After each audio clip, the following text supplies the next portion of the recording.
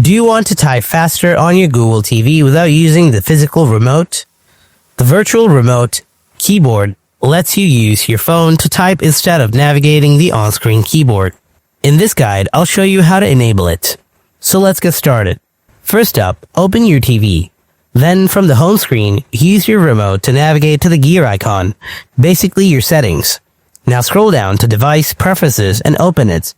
Then there should be a keyboard option here, so select this. From here, scroll down to Manage Keyboards and open it. Toggle on Virtual Remote Keyboard from here. After this, you can just install the Google TV app on your phone and connect it with your TV. From then on, you will be able to type directly from your phone for your TV. I'll cover the pairing and setup process of Google TV with your smartphone on another video so you can check that out. If this guide helps you out, then don't forget to hit that like button and subscribe for more Google TV tips and tricks.